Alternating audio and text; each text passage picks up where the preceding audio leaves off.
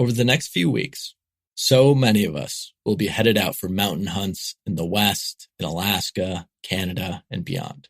And if that's the case for you, then you've probably been thinking about this adventure for the entire year, or actually probably longer.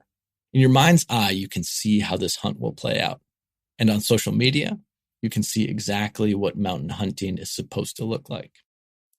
Except, many of the thoughts that we have about mountain hunting are based totally in myth. The fact is, success rates on many DIY mountain hunts are extremely low, which means that you, yes, you, are probably not going to have that Instagram hero image where you're hiking off the mountain with this massive rack strapped to your backpack. I'm Editor-in-Chief Alex Robinson, and I am not here to discourage you.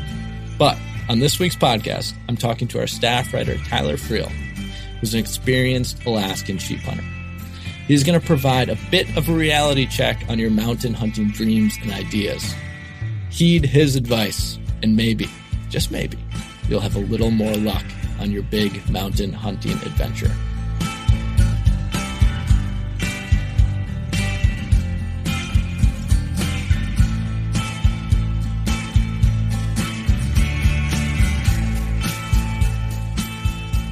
All right, Tyler, to kick us off in this conversation about mountain hunting myths, I think probably the best idea is for you to just tell us the quick story of your sheep hunt from this year. Well, more than anything, that would be a lack of sheep hunting and more wrenching and just wringing my hands in frustration. But that's okay. Like, I mean, we could kick it off like the first myth is that it's always going to be dandelions and sunshine.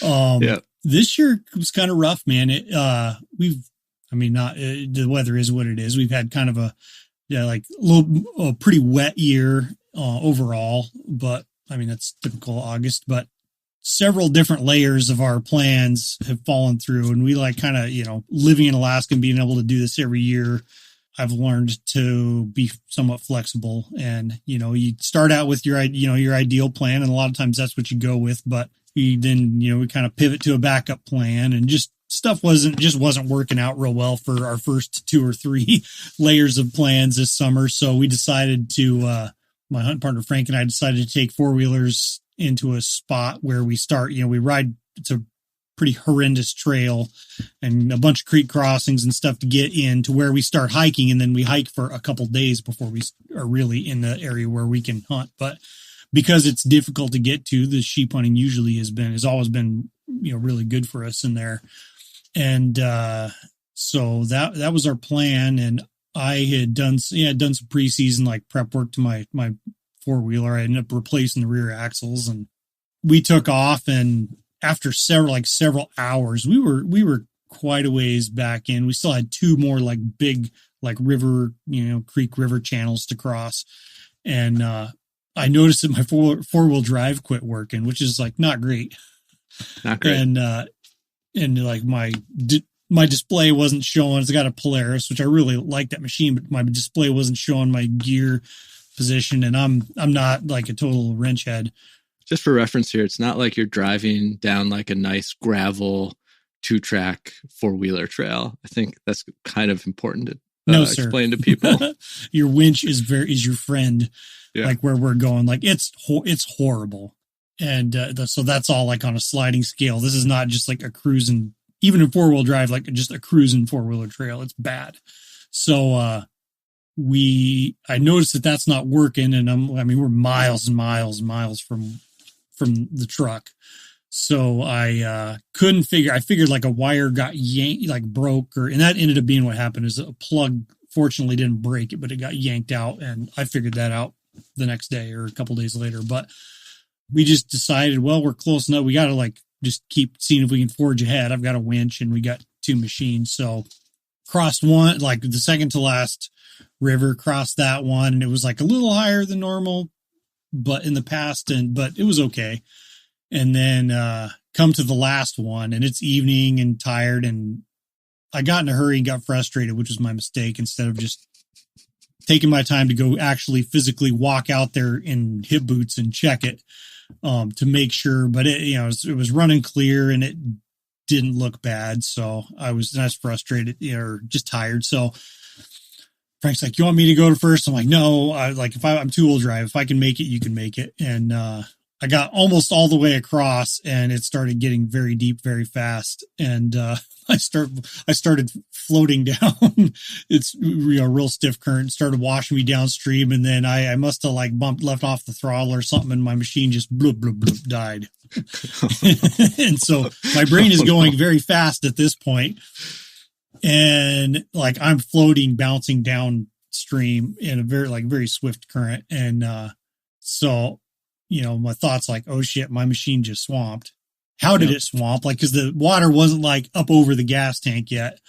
And, so anyway, I was off, hold on to the handlebars in my bag on the rear rack. So I jump off basically on the upstream side up to my tits in water, digging my heels in the gravel, trying to get this thing stopped. And before it gets down into the deep water.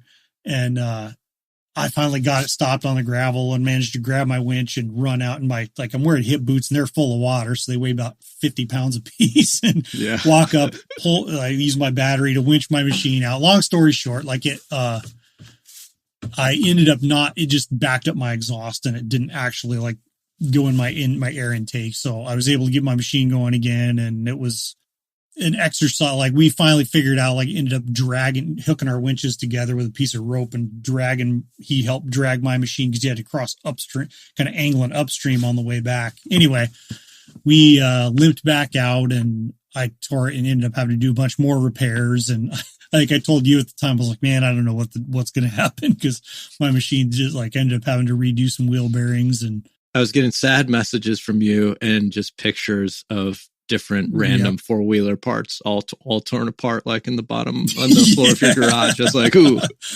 that's it's definitely not a picture, a big hero shot of a nice big doll ram. So nope, Tyler's not happy, but Tyler's not a happy camper this week.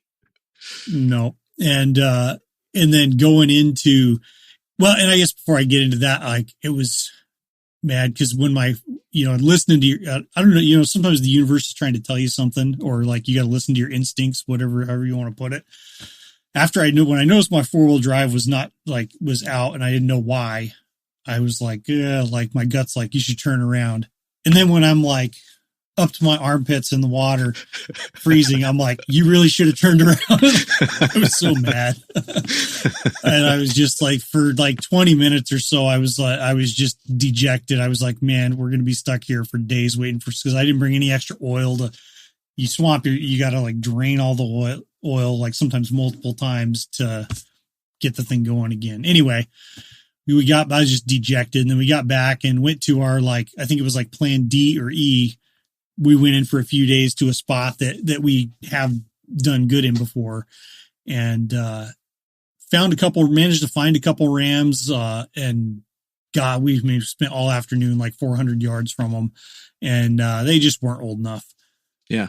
One of them neither one was full curl and and sometimes rams can be mature and just never get to full curl, but I'm pretty sure both of them were just 7 years old and they need to be 8 to be legal. So we, kind of uneventful, just hiked around and saw a few sheep anyway, kind of made a symbolic effort maybe this year. So, but, definitely some wound licking going on this fall. Hopefully moose season turns out better, but they're not all going to go well. You do it enough, you're going to run into some major hiccups. Yes. And that's the exact reason that I want to talk to you right now, because as a lot of people are listening to this, they are either headed out for or about to be headed out for, their big Western hunt, or mountain hunt. Obviously you're in Alaska, so it's a little different, but I think the principle is kind of the same. It's this hunt that you've spent the year or even many years planning for and thinking about, and you kind of have all these ideas about what it's going to be like and what you have to do. Yep. But so much of that kind of obscures, I guess, what the real important stuff is about mountain hunting. I think a lot of people end up kind of talking about and focusing on a lot of things, sort of the flashy stuff about hunting the West or mountain hunting that actually, they're kind of being led down a false path. You get the highlight reel. Yeah, exactly. Yeah. Especially this time of year, right? It's like all we want to do is just see, the coolest, most dramatic stuff on Instagram and be like, yup, that's what my hunt's going to be like. Yep. So hopefully this isn't too much of a downer. This podcast isn't too much of a downer, but more of like a reality check for people who are going out mountain hunting this fall, or even planning to, a couple seasons from now.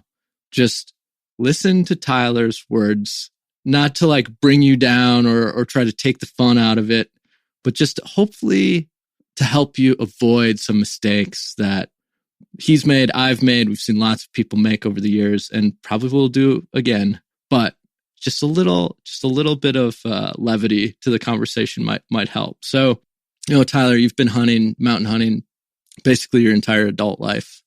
You've also worked for Outdoor Life a lot. You've followed a lot of hunting media. So what would you say is kind of the biggest myth or category of misconception around mountain hunting? Man, I think there's a lot that you could go into, but especially in probably some of the biggest things that have like maybe rubbed me the wrong way or that I've noticed over the years is revolve around like rifles and gear and clothing.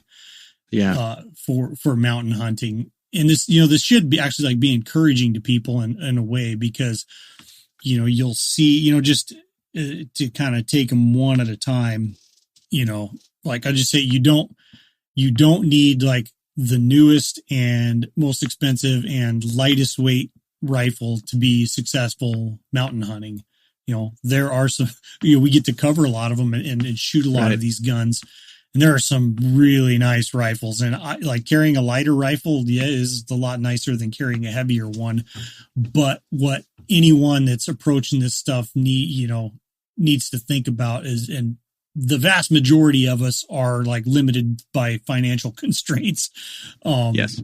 Whether that's severely or moderately or not, or not very much. The vast majority of us, like that's something to think about when you're planning any kind of these hunts, whether it's in your own state or you're going to travel. And I think, the most important things in a rifle, is just to like have a rifle that's going to, at least as far as Alaska is concerned, durability and resistance to the elements, which isn't as much of a big deal these days. Like when I first started sheep hunting back in 2004, so 21 years ago, there was a lot more wood stock rifles. Yeah. Still on the shelves, and frankly, like, materials and coatings have come so far that most rifles are going to be totally fine. Like, if you bought a new deer rifle or something in the last 10 years or whatever, you just have your favorite rifle, as long as it's not going to has a stock that's not going to soak up water and warp on you. Like, you're probably going to be just fine. You don't need to buy a $5,000 rifle if you can't afford it or if you don't want to. Some people, that's their jam. They want to buy or build a new rifle for the hunt, and that's part of the experience for them. Like, that's cool, but you gotta separate like needs and wants. Yeah, and just to cover us a little bit, to not be hypocritical as like the Outdoor Life editors and writers.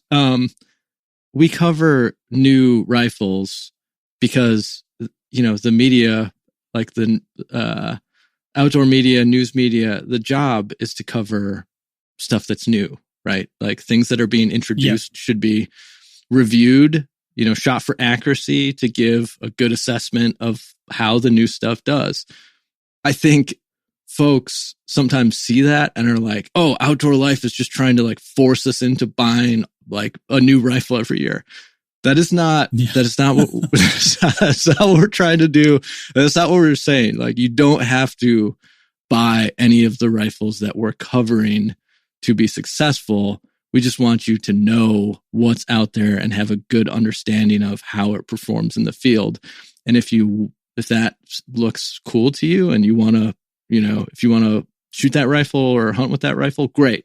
If you want to keep hunting with the same deer rifle that you've hunted with for 30 years, that's great too. But it doesn't hurt you or harm you to know about the newest, coolest rifles and how they perform. So just quick caveat there. So it doesn't sound like we're being hypocritical. Yeah. Yeah. Well, and frankly, that's, I mean, as long as Outdoor Life and, other hunting magazines have been around, like that's how it's always been. Yeah. We kind of sometimes think we're special or we're special. And like, like we have some ultra enlightened insight to, like in the here and now as to how, the things are, these guys, they're really straying off the path. Like, no, I mean, Outdoor Life has always covered like new guns of the year.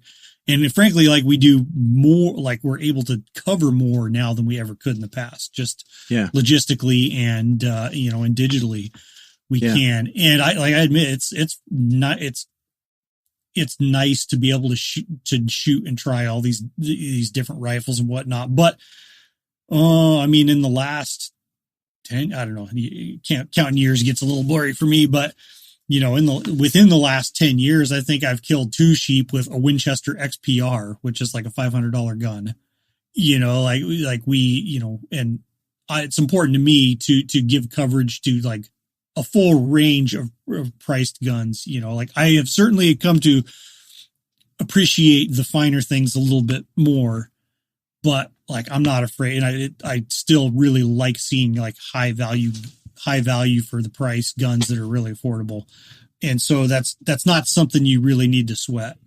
Yeah, and to be really clear here, that's not saying that you can take any old rifle that shoots like shit out hunting, right? Like the rifle, it doesn't matter how much it costs, as long as it shoots well and you're able to shoot it well. That's what matters, whether it's new, old, expensive, or whatever.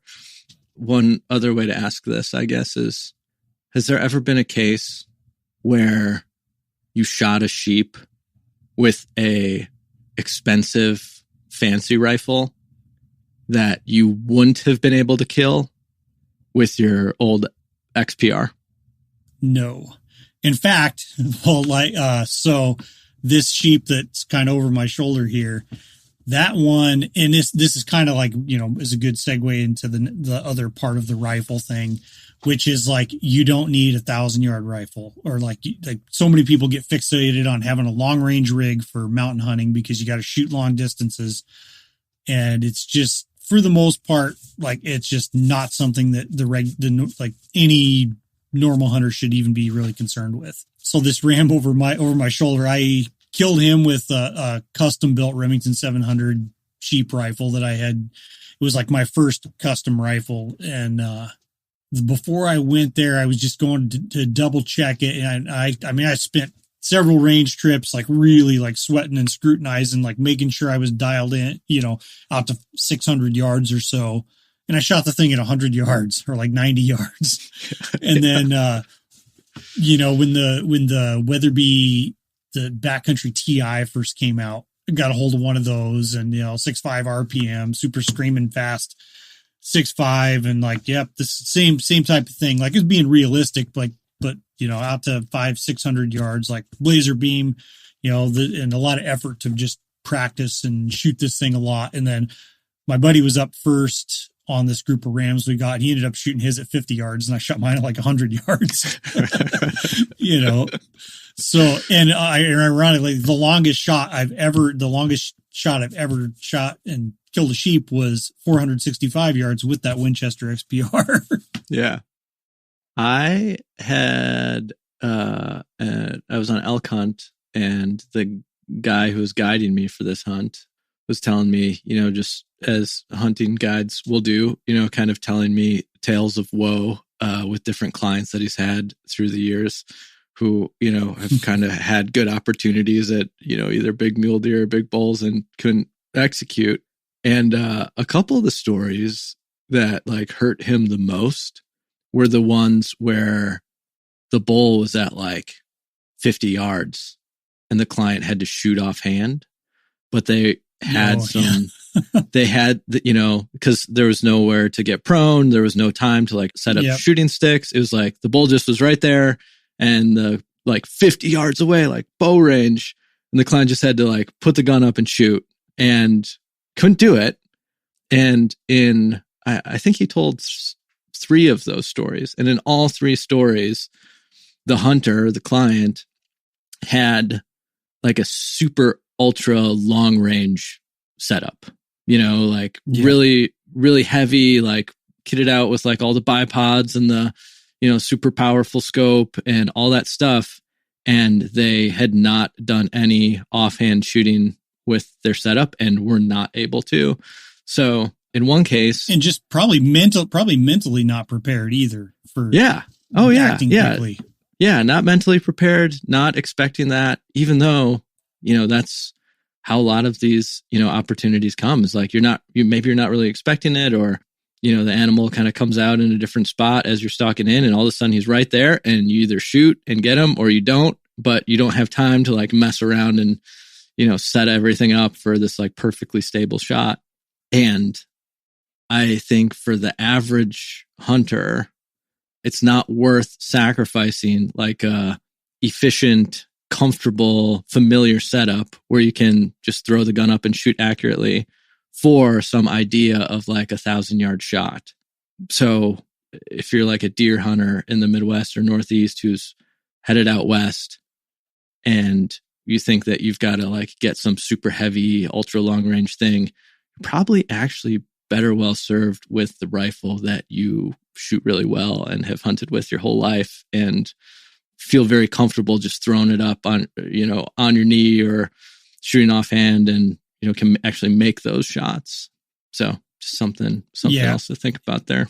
And I think that's kind of a theme, like that you see like so many people. And I mean, even writers are like, Western hunting, like you got to be able to shoot 400 to 800 yards or whatever. Or I mean, it just gets repeated so much that it makes it sound like you have no chance if you can't do that. And I'm like, right. Like it's a valuable skill to be able to do that. And there are some people but the people that are very skilled shooters and read conditions and stuff like that, like they know when to shoot and they will just as often like not shoot. Yeah. Maybe 800 yards because they recognize like it's just not a high percentage shot. And the vast majority of hunters just have no business doing it. Right. It's one thing to shoot at steel. And this idea, like along with cartridges, like the 6.5 Creedmoor, like has gotten warped so much into people thinking that like people are telling them like, you got to be able to shoot 1,000 yards if you want to have any chance at success. And it's kind of almost like a desperation type of thing. And when you get desperate in the mountains at like long shots, it is not going to go well for you. Yeah. Yeah. It definitely doesn't get easier when you're up on a mountain in the wind and the adrenaline's going. No. And like conditions are even tougher to read in the mountains. There's just a lot going on. And, frankly, most of the time you just don't. In my I've limited like Western hunting experience, but in all like the sheep hunting and some goat hunting and hunting I've done in Alaska, like you usually can get if you're just patient, you usually can get within 400 yards or so. Yeah, and that's like much more realistic. Like if you can just focus on being really good at those distances, where conditions aren't going to be as much of a factor. Like it's and most people that I think shoot deer and elk and whatever are doing so within those distances. I think it's kind of a myth that you have to be able to make that 700-yard shot unless you want to eat tag soup. It's just you don't know. And even over my years of hunting, I've kind of been tempered. I used to be very aggressive and there was more a few more sheep in those days to stalk. We've had some rough winters recently, but I used to be very like aggressive stalking sheep and just go for it and try to make it happen when, sometimes, a lot of times if you're patient, like, this situation will work out in your favor. Sometimes it won't, but that's hunting, that's not why it's not collecting, it's hunting. Yeah. Okay. So if I'm going to get within 400 yards, I have to make sure that I have the best camo pattern available.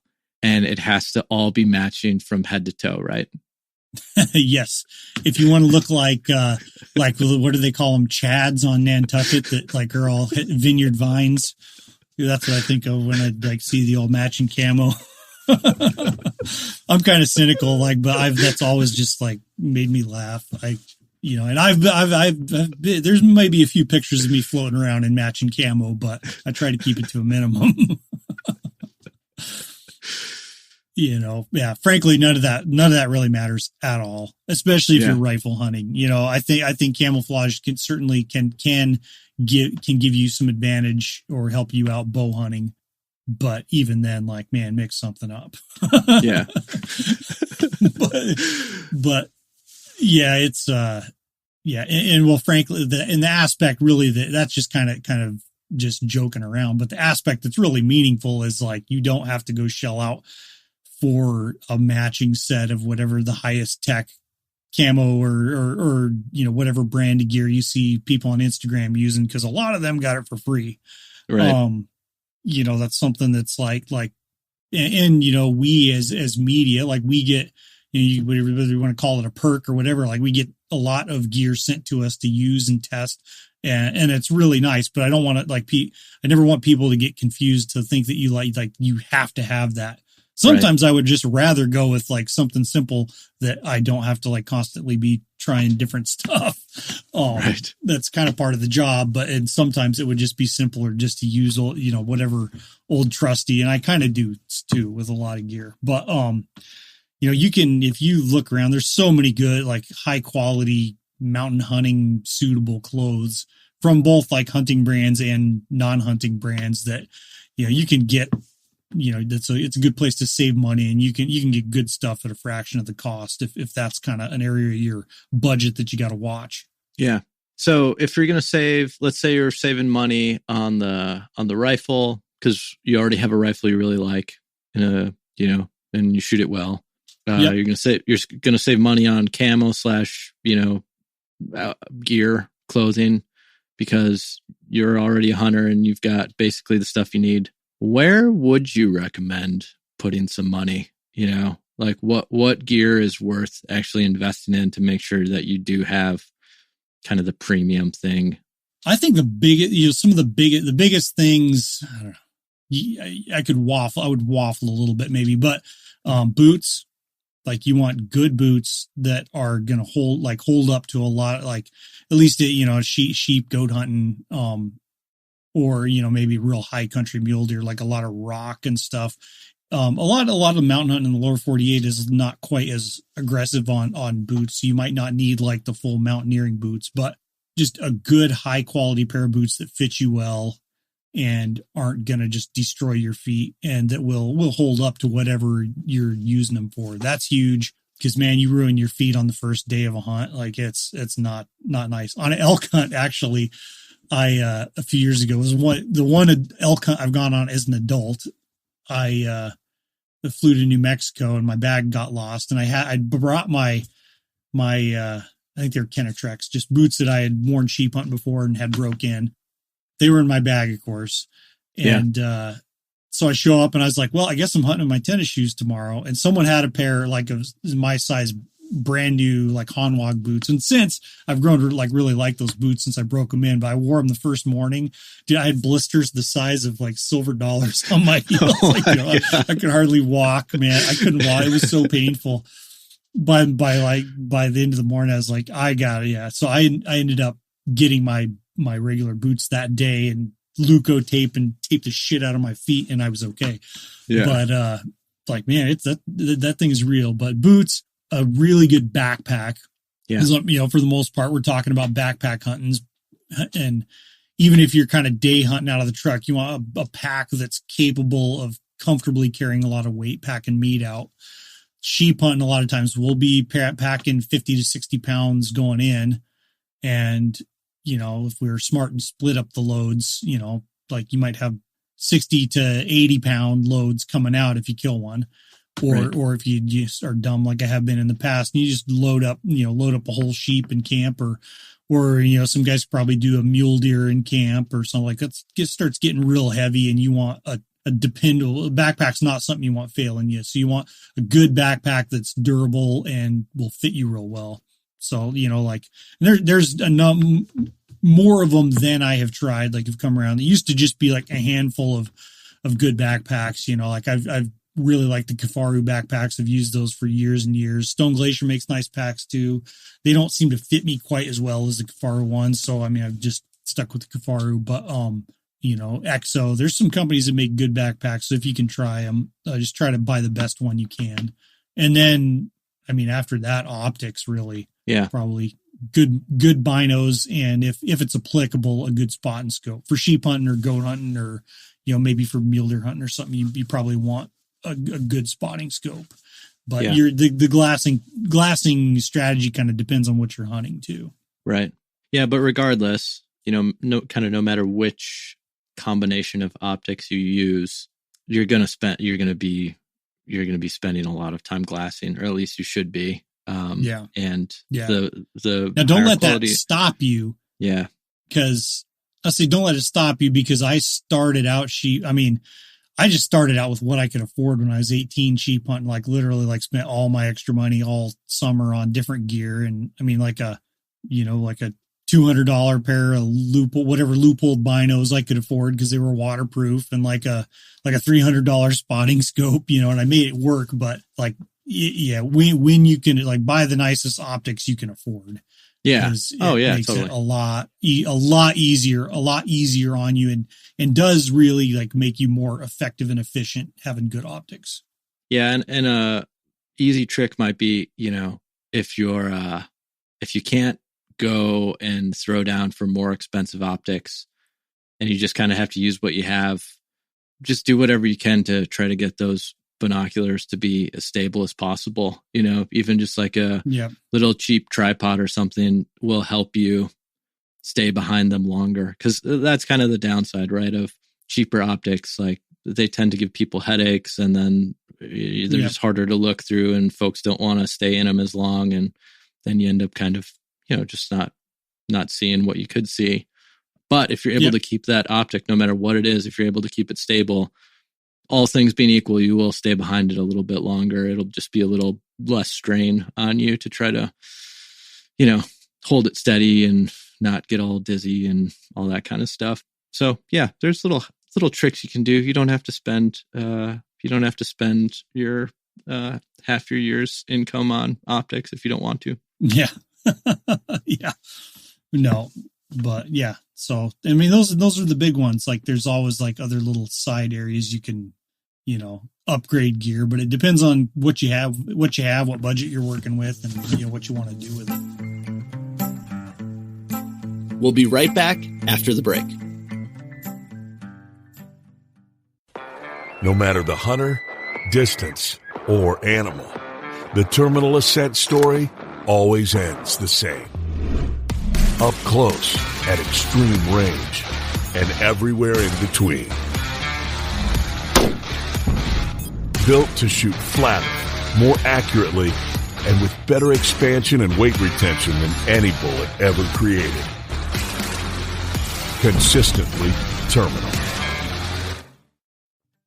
What's another prevalent hunting myth, mountain hunting myth you see out there all the time?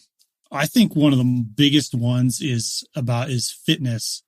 Now, like, functional fitness is very important, and like, you need to be fit enough to be able to do it and not hurt yourself, to be able to, carry a backpack and climb mountains and all that stuff. But if you just look at social media, I mean, this has been a thing for quite a while, like since social media really kind of blew up in hunting. Like, you don't have to be Cam Hanes to be successful in the mountains. And you see a lot of like guys that are hype, and women too, I guess, but that are hyper like focused on the fitness aspect. And that's cool. Like, if that's your jam, it's not going to hurt. Certainly. It's not going to hurt. Well, generally it's not going to hurt. But like a lot, you got to keep in mind that a lot of the people doing this stuff are not like necessarily doing the most hardcore hunting stuff either. Like there's a little bit of sometimes there's a little fudging of the truth, and sometimes like it's all, it's kind of a shtick that they got, so whatever, like that's fine. But you need to be like functionally fit, and it's important. I mean, I don't really do that much. I just walk my dog. I live up in the hills, so several times a week, do like a 3 or 4 mile loop, in the hills, and just be like comfortably fit. Like, it's going to suck no matter what, no matter how good a shape you're in. It's kind of a shock to your system when you do it. Yeah. So it's still going to be hard. But, one thing I would say, like, seems like people that are generally like naturally very lean, or, gym rat types that are, just like marathon runner types that are very lean, like, you have to eat a lot of food or you really end up struggling. And, even compared to the times I used to be a lot lean, I used to, believe it or not, one of those things many years ago, I used to be a lot leaner and, in really, really, really good shape. And, it was still just as hard as it is now, but like, I honestly, aside from getting older, just aging, and that's important, I think, as you age too, to just stay functionally fit. Right. But I got a little bit in the reserve tank, like, and I end up doing better over the course of a hunt. Yeah. Like, I don't feel just constantly drained. Like, my body has nothing more to eat of itself. There's plenty there. There's plenty still there. So, doing marathon, like multi-day, like meat packs out. That's like really where, you're kind of just able to dig deep. A lot of it's mental toughness too. Yeah. Just kind of staying in the game, and being the fitter you are, like the easier it is to kind of stay in that positive mindset. But it's not everything. Like, just being fit is not going to get you anything. Yeah. I mean, you want to be fit enough so when you get out there, you don't have a heart attack or get yourself hurt. Right. Yeah. But beyond that, if you can walk up the hill, you take your time, take a couple breaks. Like, what I've noticed is, I live in the Midwest, and, maybe not every year, but at least every other year, I'll do like a Western hunt at, some higher elevation. And it's like, if you can get through the first 2 days, by the third day, you actually kind of start feeling a little bit stronger, and like the elevation doesn't feel so bad. So kind of along with what you're saying, like, just go, just get in the best shape you can without overdoing it. And then just kind of take it easy the first couple of days. Like, you don't have to run up the mountain. Yeah. Well, that's another like part of this myth, or another kind of myth or misconception I think people have. Like, man, like, unless you're like, all right, we have got to get from A to B and there's nothing important between. Like, okay, go after it, but you don't have to like run around the mountain, run around everywhere like a wild man, like climb, you don't have to climb to the top of every mountain to like be successful. And in fact, when you get in a hurry, like, there's a lot of stuff you miss. And even with doll sheep, like white sheep that can a lot of times stick out like a sore thumb, like, they're surprisingly easy to miss sometimes if you're in a hurry and you're not patient and waiting for them. So, like, I'm pretty slow. I hike slow, and I've come to terms with that, but I just make it work for me. It's not typically, ideally not a race, and right. People there, even if you are in an area with a bunch of other people, man, like, let them do their thing. There's nothing you can do about it anyway. So let them run around and waste their time and energy, looking like fools, when you just kind of be patient, do your thing, and you can be the one to punch your tag. Yeah. Yeah. I have rarely seen a situation where two dudes are racing to an animal where it worked out for either of those dudes. Usually in that situation, these are the situations that end up on the internet. Yeah. If you feel like you got to race someone to an animal, that I would just like sit down for a second and kind of reassess. Maybe have a granola bar and kind of think about what you're doing out there, and what a better strategy might be than trying to race some other dude to an elk or whatever. In the kind of fitness and mountain hunting strategy stuff, I think those two can a little bit go hand in hand, right? Because if you're promoting like this kind of like ultra mountain athlete idea, And then some of the content out there is like hunters like running through a mountain or like running up a mountain in some hunt. And like, I get that's really dramatic, but you're going to hurt I'd be hurting myself. Yeah. I want to ask you, when was the last time, Tyler, that you ran during a hunt? Maybe do you like out of the tent to my favorite rock to go crouch behind after I eat breakfast and have my coffee is probably the last time I waddled. I don't know. Like You're not a runner. No, I'm not a runner. I mean, I can think of a couple times there's been like quick scrambles. Sure. But like quick, short, like, all right, need to get like right over to that rock right there right now type of things, but no, like no running. Like, yeah, I mean, like everything you do, you have to be careful about and be thoughtful about.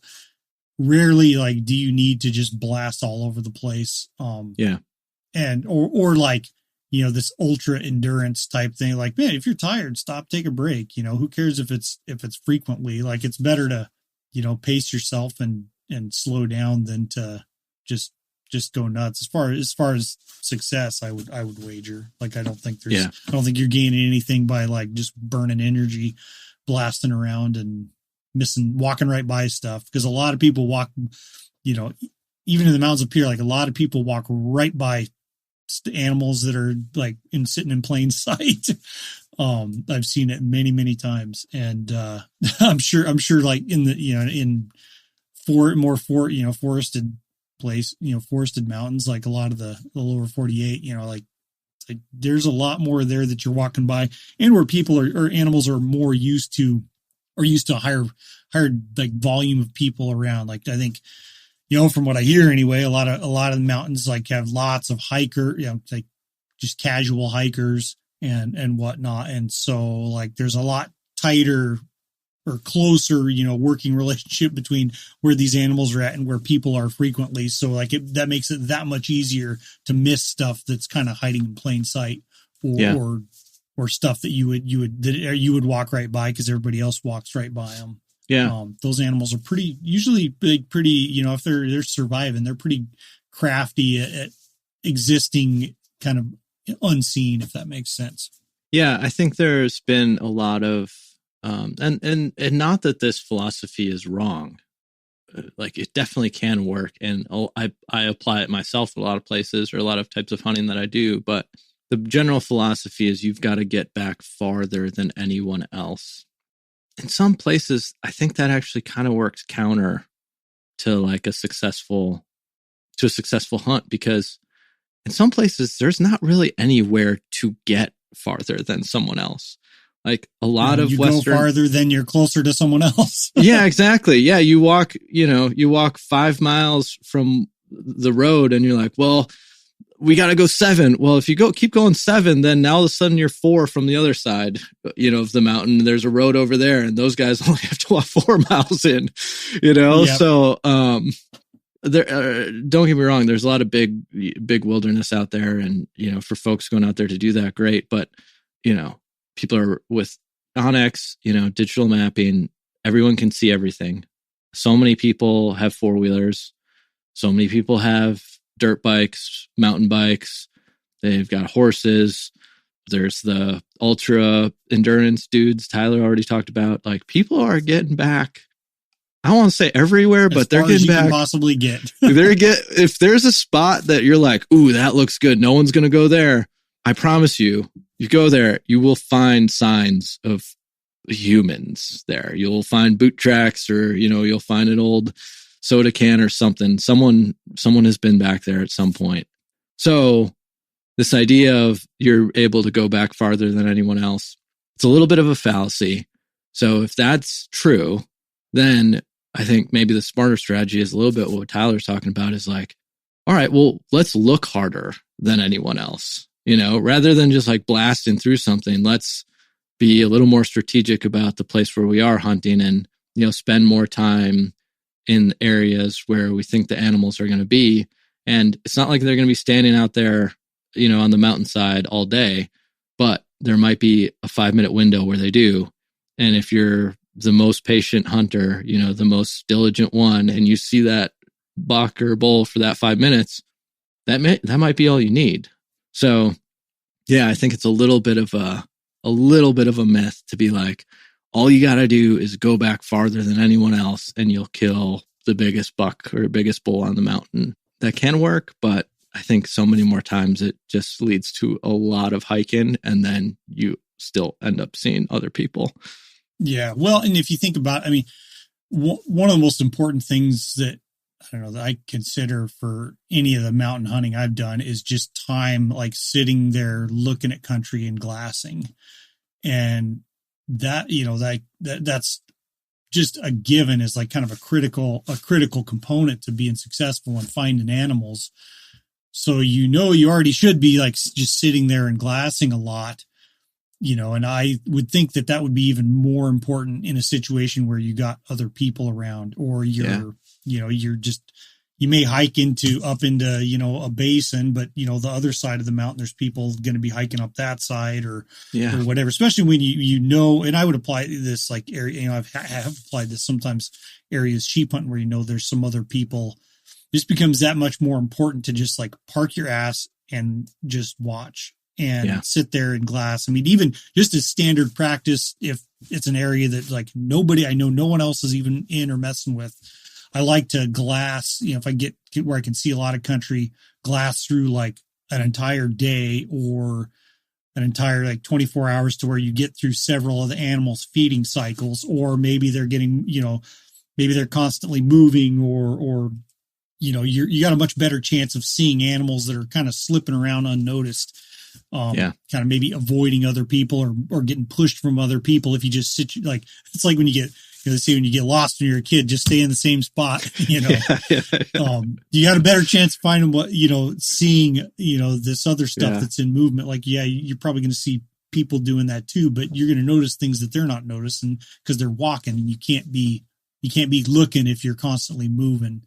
Right. I mean, I don't know how many times it's played out, like I said, white sheep that should stick out like a sore thumb. How many times, I've sat and looked up a canyon or looked at a set of mountains all day, and then for 30 seconds, there's sheep in view, and then they're gone, behind a fold somewhere. Like that has happened so many times that it's just become a matter of practice. So, you got to get where you're wanting to go, but I can't like overstate how important it is just to sit there and glass when you have good country to glass, or you think you do. And then maybe that like hot area where a lot of animals or a lot more animals are is, a lot closer than you think. If everyone kind of congregates at, at the farthest they can get. Yeah. All right, Tyler, what's your final myth? What's your final takeaway for folks who are hopefully at this point hopefully at this point they're not too discouraged, but maybe feel like a little empowered, like they don't have to be in ultimate shape. Yeah, well, all they got to do is sit down and glass, be patient, then things might come together. Be patient. Yeah. I don't know. Like the biggest thing, I think there's a lot of components that people like to really focus on in these hunts, like things you can control. Like you can control the gear you bring. You can control, that's the main thing. You can kind of control your strategy maybe, but, I think probably one of the biggest takeaways is you gotta be a little bit flexible too. And like, it's as mundane as it is to say it, like have a no quit attitude.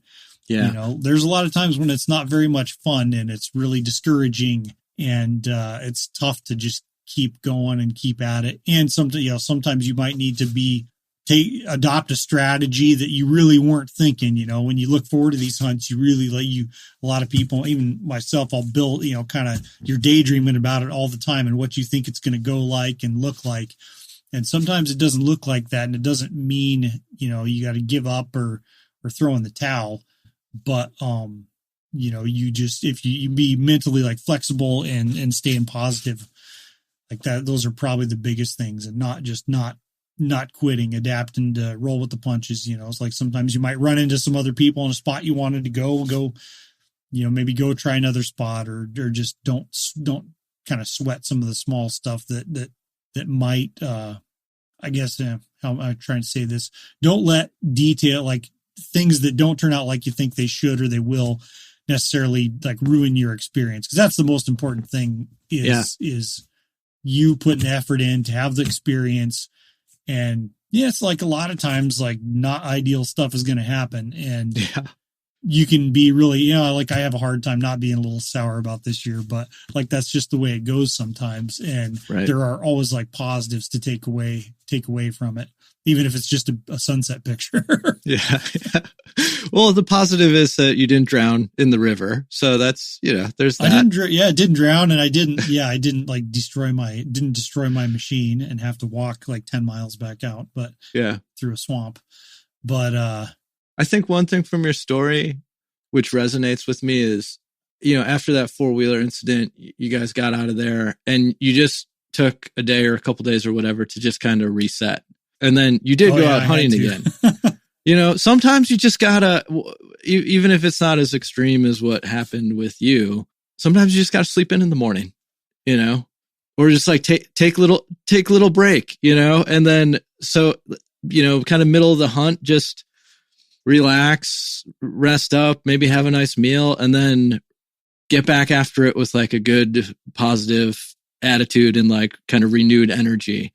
Like oftentimes that's better than just trying to like, oh, we'll power through and like, we'll make something happen. And then like a week of hunting in the mountains, that's a lot, especially if you're not used to doing it. Like you will get burned out fast, and it's okay to just take a day to chill. You know, that will help you in the long run.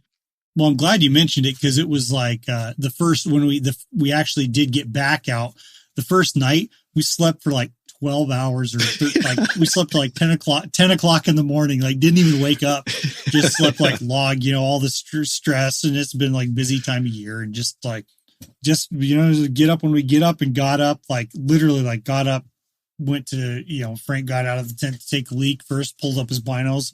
Oh, there's some sheep like 5 miles away. Yeah. And they ended up being those rams, you know, and it ended up not being a shooter ram, or, you know, one that we could determine was a shooter ram, but we still like did everything else. We got over there. We got to like within rifle range. I mean, we had the rifle set up, like we're right there. And it ended up being a pretty cool experience, you know? So yeah, like letting some of that stress melt away sometimes, and taking some time to reset, instead of just like forging ahead. Like you kind of probably regret if you just don't take a minute sometimes. Which one last thing, like this isn't mountain hunting, but it was maybe 3 years ago. I had to come back to town for moose hunting, and I was hauling like my bull that I'd killed. I was hauling all the meat back to get it hung up at home. And at this boat launch, I run into a guy who's like having issues with his motor. Sure. And I asked what's going on, and so having battery issues, you know, whatever. And he's asking me about some spots, and like as alternatives to where he really wants to go. And I'm like, well, there's probably a ton of people in there right now. Like, what's up?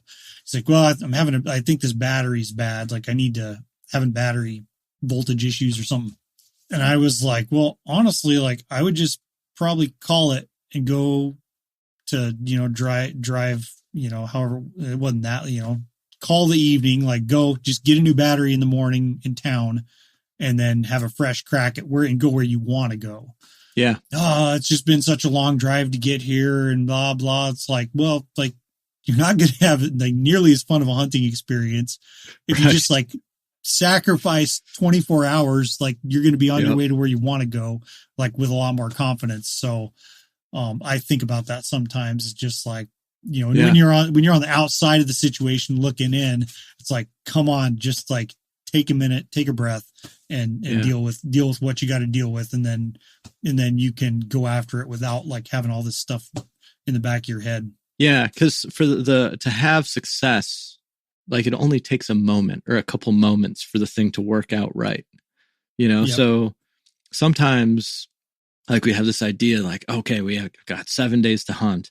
Oh no, if we spend a day messing around with this battery, now we're only going to have 6. Well, if you do it right, you might only need 30 minutes, you know? Yeah.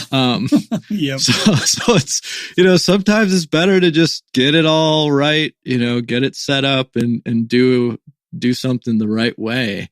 And that will result in more success. Yeah. And sometimes, whether it's like just needing an attitude adjustment after, what happened to us, or like, whether it's just being kind of bent out of shape, or it's a mechanical issue or something, a gear issue, like just trying to forge ahead can end up causing you so much more trouble in the long run. Yeah. Like that particular example, I'm like, well, what happens if you go up there to where you don't really want to go anyway, and then the thing like craps out on you and you got to spend the whole rest of your trip floating back to wherever you Right. to try to hopefully make it back. So Yeah. There's a lot. The mental aspects of it like that are very, I think, critical to having a good experience. Yeah. All right, Tyler. Well, thank you for sharing this with us. Thank you for sharing your sheep story, and I'll catch up with you after your moose hunt, and hopefully it'll just be like a real happy story of how everything worked out perfect and you guys shot a bunch of big bulls, and yeah. I sure hope so, man. The Outdoor Life podcast is edited by Mike Pedersen of 85 Audio. It's hosted by our editor-in-chief, Alex Robinson, and it's produced by me, executive editor Natalie Krebs. For more insight from Tyler, go to outdoorlife.com/mountain myths. That's outdoorlife.com/mountain myths. Music in this episode is composed and performed by Pierre Locatelli via APM Music.